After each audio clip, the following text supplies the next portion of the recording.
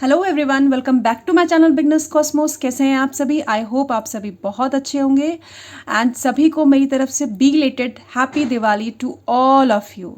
चलिए, अब आपकी दिवाली भी ख़त्म हो चुकी है तो अपनी पढ़ाई पे दोबारा से आ जाते हैं।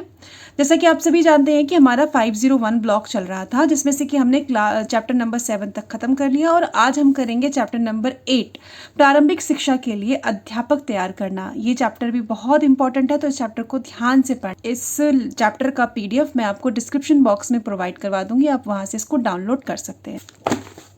ये है इसकी प्रस्तावना, ये इंडेक्स, और ये थोड़ा सा लेंदी है, ठीक है, बड़ा है, तो उसको ध्यान से करना। ये अधिकतम उद्देश्य, और यहाँ से हमारा चैप्टर होता है शुरू। प्रारंभिक शिक्षा के प्राथमिक तथा उच्च प्राथमिक स्तर से संबंधित शिक्षा शास्त्रीय मुद्दे और समस्याएं।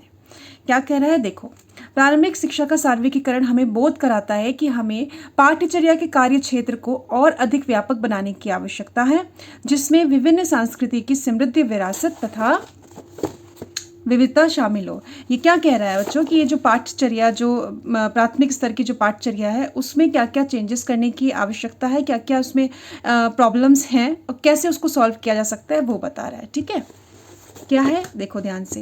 पहला है बच्चों पाठ्यचर्या प्रारूप। अब पाठ्यचर्या प्रारूप कैसा होना चाहिए? देखिए, आज के टाइम पे तो आपको पता है ना, बहुत सारी आज के क्या हमारे भारत में तो बहुत ही पहले से विविधताओं का देश रहा है, जहाँ पे अनेक धर्म, अनेक ये आर्थिक स्तर वाले लोग, ऊंचे मिडिल क्लास, अमीर गरीब, हर तरीके के लोग रहते हैं, धर्म के अलग अलग भाषा, मतलब बहुत सारी विविधताएं पाई जाती हैं। तो पाठ्यचर्या ऐसी होनी चाहिए जिसमें कि बच्चे की संस्कृति ही मतलब कह रहा है कि पाठ्यचर्या ऐसी हो कि जिसमें किसी भी बच्चे के साथ किसी भी तरीके का पक्षपात नहीं होना चाहिए। हर बच्चा जो कहीं से भी आ रहा हो, किसी भी आर्थिक स्तर से उठ के आ रहा हो, उसके साथ समान व्यवहार किया जाना चाहिए। तो पाठ्यचर्या इस तरीके से बनाओ जिसमें सबको इक्वल समझा जाना चाहिए। ठीक है। दूसरा है बच्चों कर्मबद्ध सुधार। अब ये क्या कह रहा है? ये कह रहा है कि जो क्या होता है ना कि हमारे एजुकेशन सिस्टम में, नॉट ओनली हमारे एजुकेशन सिस्टम में, ये हर जगह है, अगर आपको बच्चे ने एक एक्यूरेट रट के आपको बुक में से आंसर दे दिया किसी भी क्वेश्चन का, तो आप बोलोगे कि हाँ, ये बहुत अच्छा बच्चा है, इसने बहुत अच्छी तरीके से आंसर किया, इसने अपना काम याद कर लिया। बट ये गलत है। ठीक है। देखिए, आपने ये 3 इडियट मूवी देखी है, जिसमें एक सीन आता है जिसमें आमिर खान से वो क्वेश्चन करता है, उसका जो लेक्चरर होता है कि मशीन क्या है, तो जिसमें कि आमिर खान बहुत ही ईजी लैंग्वेज में आंसर कर देता है। ठीक है। और जिसको उसके सर को पसंद नहीं आता है और वो उनको क्लास से बाहर निकाल देता है। वहीं जो चतुरी नाम है उसका, दूसरा होता है, वो बिल्कुल रट के एक्यूरेट किताब वाला आंसर करता है, तो उसको बहुत अप्रिशिएट किया जाता है। तो रियल लाइफ में भी होता है। तो ये कह रहा है बच्चों कि उस चीज़ को मत करो, उसको छोड़ दो, ये सुधार की ज़रूरत है। मतलब सिर्फ कि किताब का रटा हुआ ही बच्चा अगर आंसर बोल रहा है तो सिर्फ उसको ही, वही सही नहीं है, वो भी सही है सिर्फ, पर वही सही नहीं है। उसमें अगर बच्चा अपनी तरीके से अफेक्ट करके आपको अपनी लैंग्वेज में आंसर बता रहा है, तो आपको अगर वो आंसर सही है तो आप उसको भी वैलिड मानोगे। ठीक है, उसको भी आप मोटिवेट कर रहे हो। ये कह रहा है कि ये सुधार की आवश्यकता है, और जो कि देखो मेरे ओपिनियन से भी है, होना चाहिए। पंचायती राज संस्थाएं, यानी कि अब जो एजुकेशन है उसका विकेंद्रीकरण कर दिया है, यानी कि हर छोटे छोटे लेवल पे एजुकेशन की जो रिस्पॉन्सिबिलिटी है उसको बांट दिया गया है।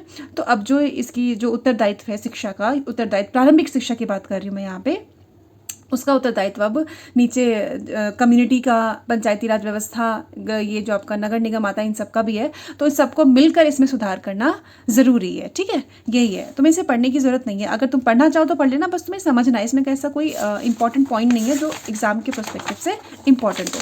बस हाँ, ये समझने के लिए ज़रूरी है, तो मैं तुम्हें समझा रही हूँ। ठीक है। विवेचनात्मक अध्यापन, पेडागॉजी। बच्चों ये कह रहा है कि आप किस तरीके से बच्चों को एजुकेशन दो कि वो अपने जीवन में एक अच्छा इंसान बन सके और अपने देश का विकास कर सके।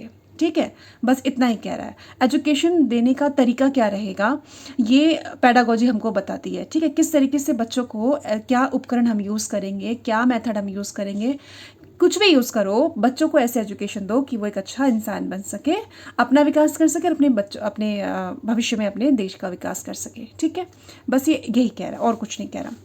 पाठचर्यात्मक मामले। अब क्या कह रहा है कि पाठचर्या में कुछ चीज़ें ऐसी हैं जो इंक्लूड होनी चाहिए, जैसे कि पर्यावरण संरक्षण। अब ये सिर्फ और सिर्फ देश का मुद्दा नहीं हो सकता, ये बच्चों अंतर्राष्ट्रीय मुद्दा है ये। ठीक, तो ये कह रहा है कि हमारा दायित्व, कर्तव्य है कि हम पर्यावरण का पोषण करें और अपने बच्चों को पर्यावरण के बारे में भी बताएं और उनको समझाएं। पर्यावरण के प्रति जागरूकता पैदा करना राष्ट्रीय शिक्षा नीति 1986 का एक अत्यंत महत्वपूर्ण घटक था। ठीक है। शांति के लिए शिक्षा, भैया शिक्षा ऐसी होनी चाहिए जिससे कि देश में देश ना, सिर्फ देश ही नहीं बोलूँगी मैं, पूरी दुनिया में बात करूँगी कि शांति स्थापित हो सके। तो शिक्षा में तुम पहले तो पर्यावरण को इंक्लूड करो ही करो, पर्यावरण नहीं तो हम नहीं, ठीक है। और शांति होना चाहिए, शिक्षा ऐसी हो जिससे कि शांति स्थापित हो। लोकतंत्र एक जीवन शैली के रूप में लोकतंत्र को भी एजुकेशन में डालना बहुत बहुत इंपॉर्टेंट है, जिससे कि लोगों को अपनी चीज़ों के बारे में, अपने अधिकारों के बारे में, अपने कर्तव्यों के बारे में सभी को पता लगेगा। बच्चों को, खास करके यहाँ पे बच्चों की बात हो रही है तो मैं बच्चों की बात करती हूँ, बच्चों को ये सारी चीज़ें पता चलेंगी, तो ये होना इंपॉर्टेंट है, ठीक है। उसके बाद है बच्चों आपका शिक्षा शास्त्रीय अध्यापन संबंधी विचार और मामले। क्या कह रहा है, पाठचर्या में अध्यापन संबंधी घटक को 80% की भारिता दी गई है। अब देखो, अब जब आप सारे के सारे डाइट बीएड करके बैठे हुए हो बेटा, तो आपको पता होगा कि हमारे कोर्स में सब्जेक्ट तो हैं ही, लेकिन सब्जेक्ट के साथ साथ जो सबसे ज़्यादा इंपॉर्टेंट है वो है हमारी पैडागॉजी, ठीक है। कैसे हम पढ़ा सकते हैं, कैसे हम बच्चों को समझ सकते हैं, बच्चों का मेंटल लेवल, उनका फिजिकल लेवल, उनके अंदर जानने की क्षमता कितनी है, तो हमारा पढ़ाने का तरीका क्या होना चाहिए, ये सब उसमें इंक्लूड है। और कोई भी सब्जेक्ट ऐसा नहीं है जो इसके बिना दिया गया हो, राइट। तो वही कह रहा है कि इसमें अध्यापन संबंधी घटक 80% की भाई। अब तुम देख लो, तुम डीएसएसबी की तैयारी करो, जिसमें कि 100 नंबर का तुम्हारा तो बाकी के क्वेश्चन आएंगे और 100 नंबर तुम्हारी सिर्फ और सिर्फ पैडागॉजी की आएगी। तो तुम सोच लो फिर क्या कह रहा है ये, ठीक है। परीक्षार्थी के विद्यालय विषयों की विषय वस्तु को संपन्न करना भी पाठचर्या, मतलब वही कह रहा है कि जो तुम पढ़ाओगे वो तो तुमको आना ही आना चाहिए, और साथ ही साथ जो अध्यापन संबंधी चीज़ें उसमें दी गई हैं उसको भी तुमको अच्छी तरीके से आना चाहिए और उसको तुम छोड़ नहीं सकते, ठीक है। शिक्षा में गुणवत्ता का संबंध जीवन के सभी आयामों में जीवन की गुणवत्ता से है, बस। उसके बाद ये तुम्हारा यहाँ पे क्रियाकलाप है, करना चाहो तो कर लेना, इंपॉर्टेंट नहीं है, बट तुम करना चाहो तो एक बार कर लेना, रिवीजन हो जाएगी, ठीक है। उसके बाद है बच्चों प्रारंभिक स्तर पर विद्यालय शिक्षा के लिए राष्ट्रीय पाठचर्या रूपरेखा एनसीएफ के लिए आवश्यक पहलू। एनसीएफ नेशनल करिकुलम फ्रेमवर्क, पता ही होगा तुम्हें, ठीक है।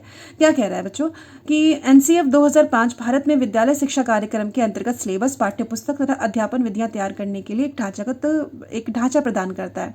किसके लिए ढांचा प्रदान करता है एनसीएफ?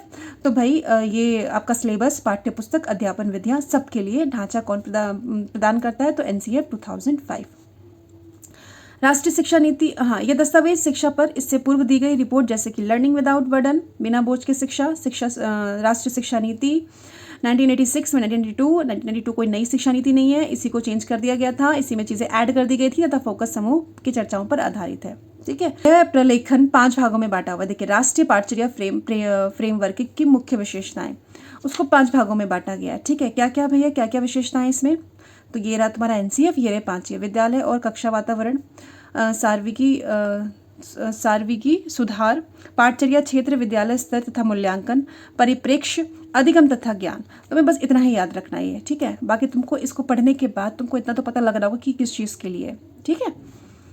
और बच्चा क्या कह रहा है, ध्यान से देखो। प्रारंभिक शिक्षा के सार्वत्रिकीकरण हेतु भारतीय संसद ने एक विधेयक पारित किया, जिसे शिक्षा का अधिकार अधिनियम 2009 कहा जाता है। तुम लोग इसके बारे में बहुत बार पढ़ चुके हो। 2000 इस अधिनियम के अंतर्गत 6 से 14 साल के बच्चों को फ्री में एजुकेशन दी जाएगी, ठीक है। और ये अधिनियम कब लागू किया गया? 1 अप्रैल 2010 को। बार बार ये क्वेश्चन आया हुआ है, ये तुम्हारा ये केवीएस में आया है, तुम्हारा ये डीएसएसबी में क्वेश्चन आया हुआ है कि जो हमारा राष्ट्रीय पाठचर्या है, सॉरी आरटीई, हमारा राइट टू एजुकेशन, शिक्षा का अधिकार अधिनियम 2009 पारित कब हुआ? तो उसमें ना ये ज़्यादातर बच्चों 2009 वाले पे टिक लगा देते हैं, जबकि गलत है, ठीक है। अगर लागू होने की बात आएगी तो 1 अप्रैल 2010 को ये लागू हुआ था। मत भूलना, तुम बार बार इसको पढ़ रहे हो तो इसको माइंड में बिठा के रखना, ठीक है। प्रारंभिक शिक्षा में नए दबाव क्षेत्र निम्नलिखित बातों पर बल देता है। कौन कौन से बातों पर बल देता है? एक बार रीड कर लो, बहुत ईजी लैंग्वेज है और इसमें कुछ समझाने का नहीं है। यहाँ आ जाओ।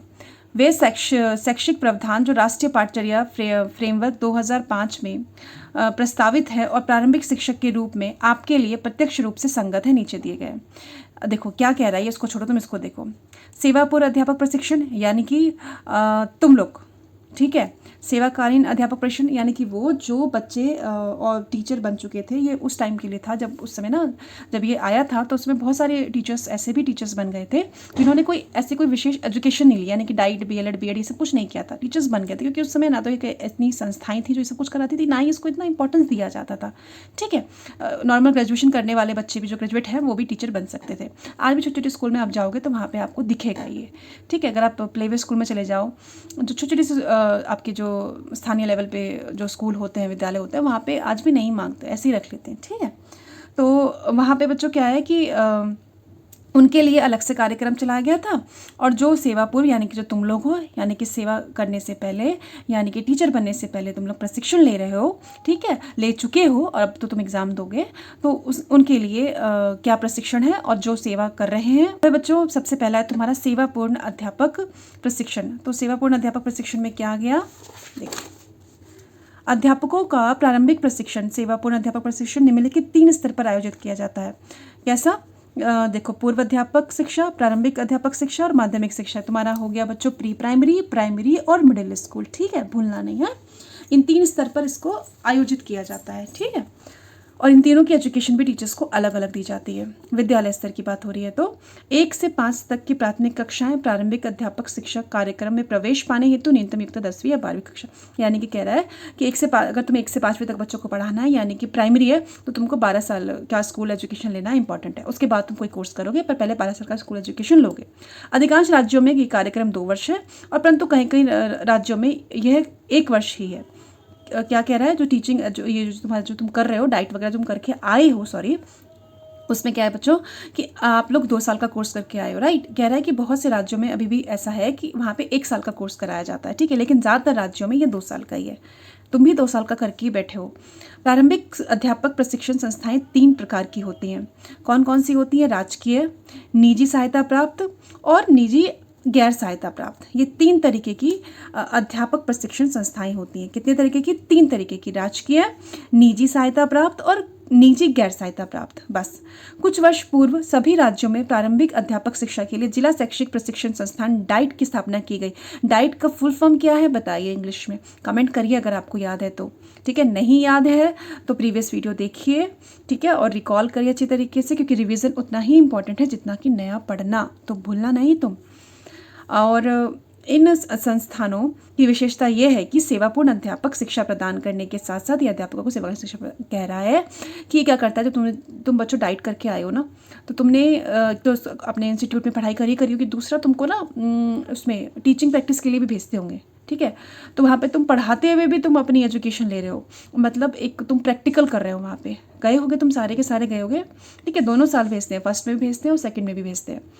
अध्यापकों का सेवाकालीन प्रशिक्षण। ठीक है, अब तुमने ये पढ़ा है कि सेवा से पहले वाला प्रशिक्षण, यानी कि तुम लोग अब वो जो सेवा करते हुए पढ़ रहे हैं। ठीक है, राष्ट्रीय शिक्षा नीति 1986 के संदर्भ में प्रारंभिक विद्यालय तक अपनी पहुंच बढ़ाने के उद्देश्य से भारत सरकार ने अध्यापक के सेवाकालीन प्रशिक्षण में एक राष्ट्रीय योजना का निर्माण किया था, जिसके अंतर्गत आयोजित निम्नलिखित कार्यक्रम है।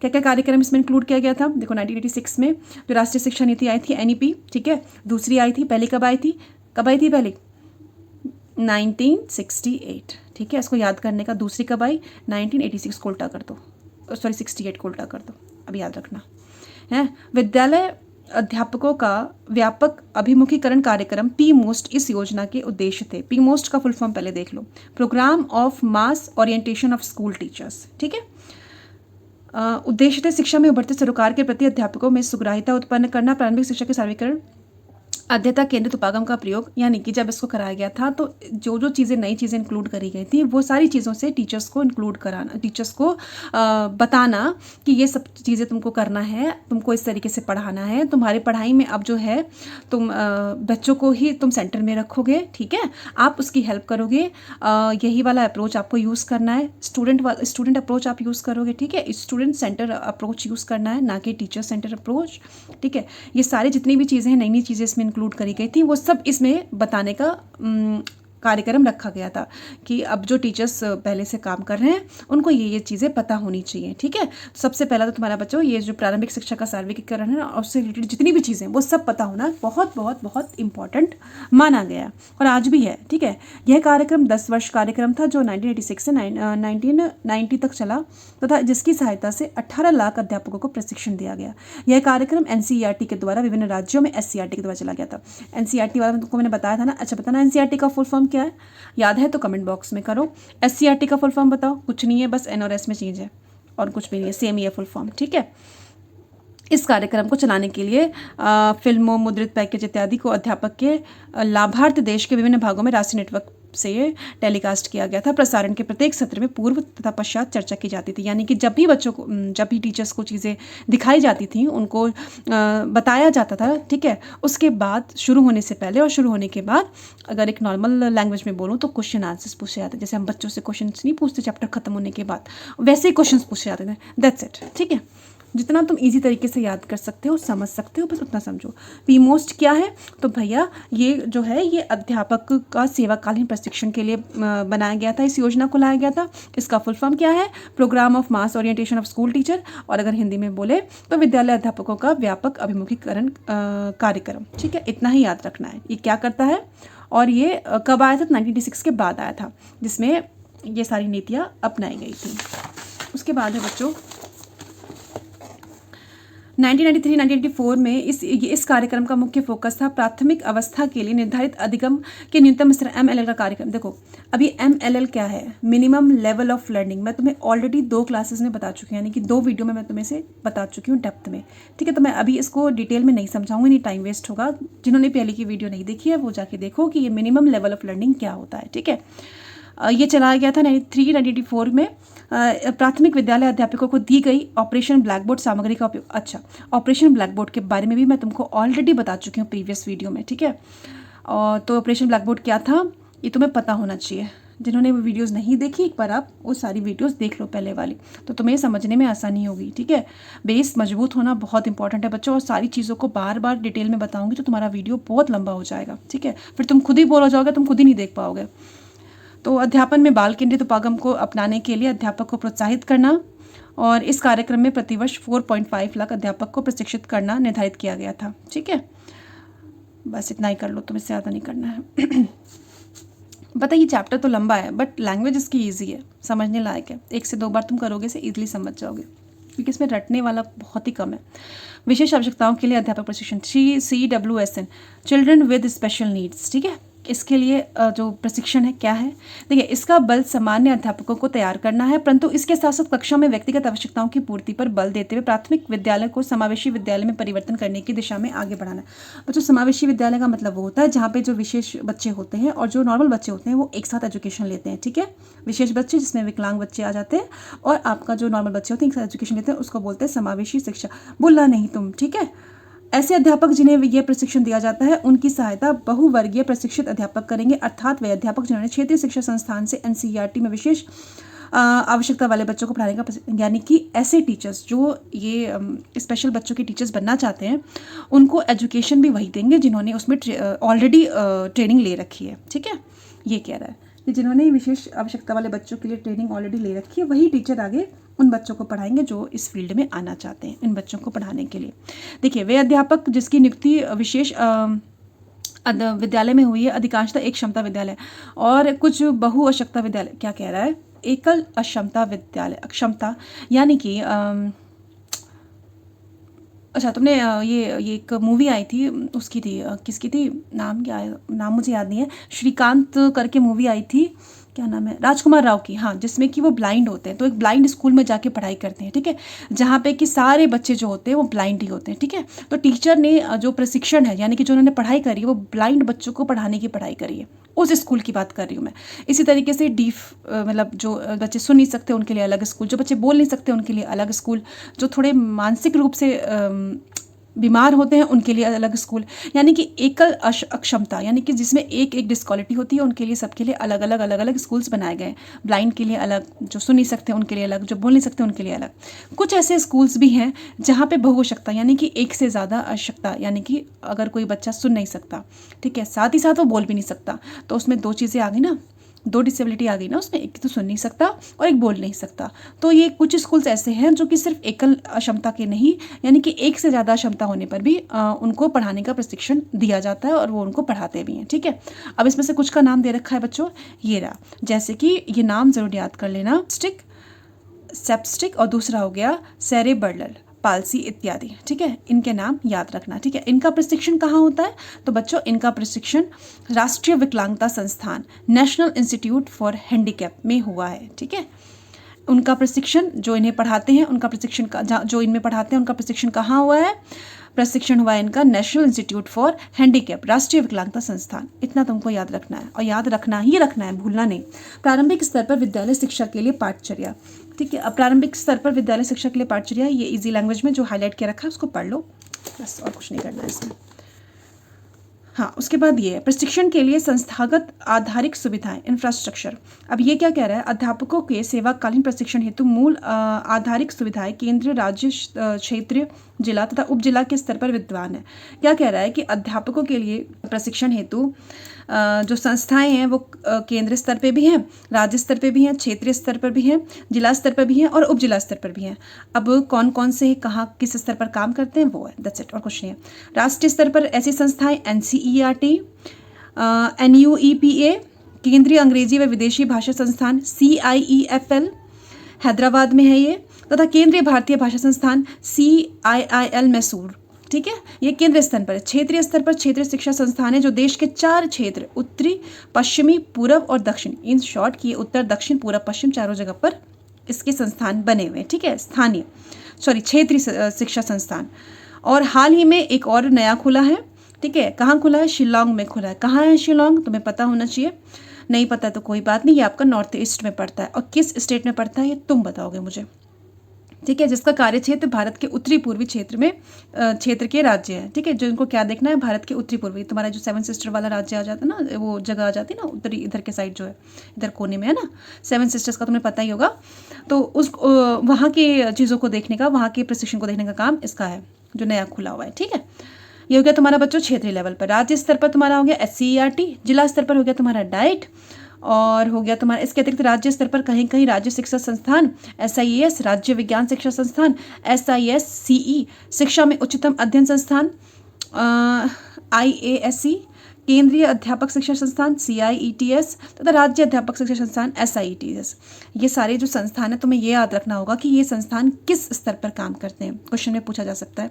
ये वाला क्वेश्चन आया था बच्चों एग्जाम में, ये जो तुम्हारा ये है ना क्षेत्रीय शिक्षा संस्थान जो है तुम्हारा, ये वाला क्वेश्चन एग्जाम में तुम्हारा आया था, ठीक है, कि ये कितने देश में किस स्तर पर काम करते हैं और कितने हैं, ठीक है। 4 ऑप्शन दे गए थे और याद रखना 4 ऑलरेडी थे, एक और नया खुल गया शिलोंग में, यानी कि टोटल अब हो गए कितने, 5, भूलना नहीं है।